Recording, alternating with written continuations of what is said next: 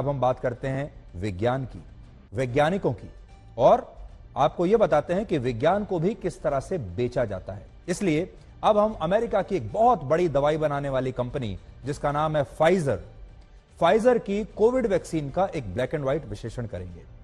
Pfizer ने 2020 में इस वैक्सीन को पूरी दुनिया में मनमाने दामों पर बेचा और फिर मोटा पैसा कमाया, लेकिन अब 2 साल बाद यह पता चल रहा है कि यह वैक्सीन ना तो ज्यादा प्रभावी है और दुनिया भर में लोग इसके साइड इफेक्ट से मर रहे हैं। इसलिए आज हम इस वैक्सीन का पूरा सच आपको बताएंगे, लेकिन उससे पहले आपको फाइजर के सीईओ का यह वीडियो देखना चाहिए जिसकी पूरी दुनिया में अब चर्चा हो रही है। यह वीडियो स्विट्जरलैंड के दावोस का है, जहां इस समय वर्ल्ड इकोनॉमिक फोरम चल रहा है, और इस दौरान जब कुछ पत्रकारों ने उनसे कुछ चुभने वाले मुश्किल सवाल पूछ लिए और उनसे यह कहा कि उन्होंने दुनिया को यह क्यों नहीं बताया कि उनकी वैक्सीन कोविड के खिलाफ प्रभावी नहीं है, तो इन सवालों का फाइजर के सीईओ के पास कोई जवाब नहीं था। वो लगातार चलते चले गए चुपचाप, क्योंकि उनके पास कोई जवाब था ही नहीं।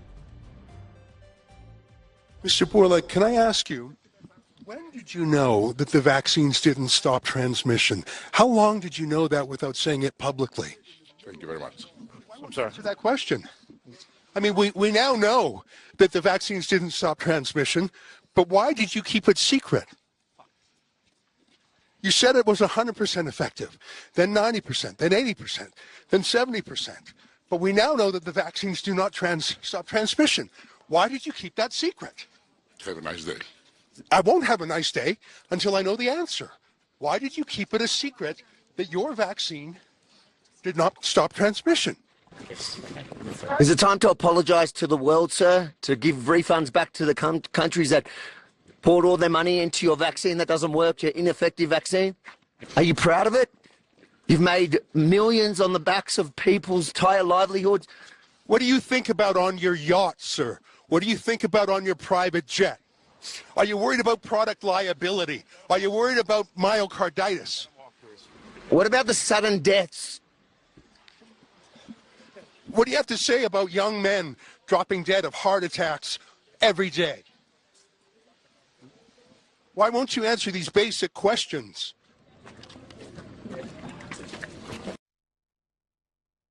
फाइजर दुनिया की पहली फार्मा कंपनी थी जिसने कोविड की वैक्सीन दिसंबर 2020 में ही विकसित कर ली थी।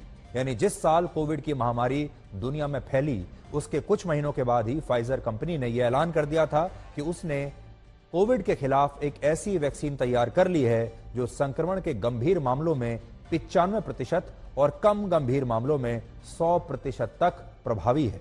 और क्योंकि यह दुनिया की पहली कोविड वैक्सीन थी जिसे अमेरिका की एक बड़ी कंपनी ने बनाया था और इसका एफिकेसी रेट भी उस समय 95 से 100% बताया गया था, इसलिए पूरी दुनिया के बड़े बड़े देशों ने इस वैक्सीन को खरीद लिया। और उस समय मांग ज्यादा थी, सप्लाई कम थी, डिमांड ज्यादा थी, इसलिए इसकी एडवांस बुकिंग चल रही थी।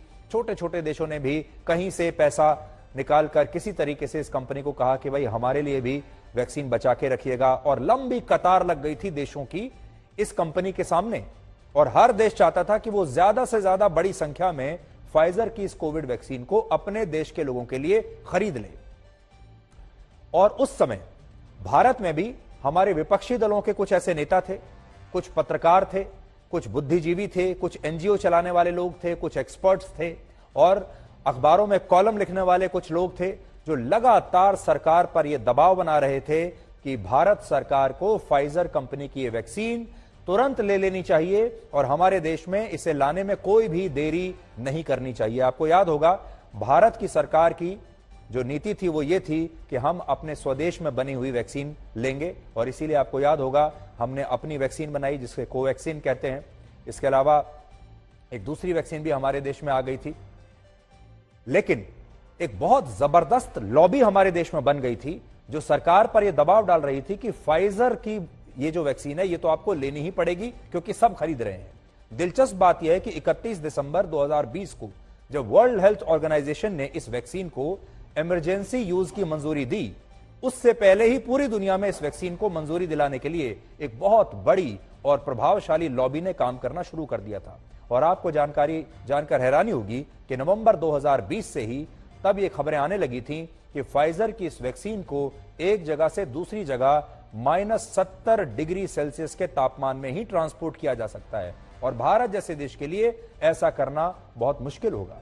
उस समय तब कांग्रेस के नेता राहुल गांधी ने सरकार से यह लगातार सवाल किया था कि भारत में आखिर फाइजर की वैक्सीन का डिस्ट्रीब्यूशन कैसे होगा, क्योंकि हमारे देश में तो ऐसी कोई कोल्ड स्टोरेज की व्यवस्था है ही नहीं।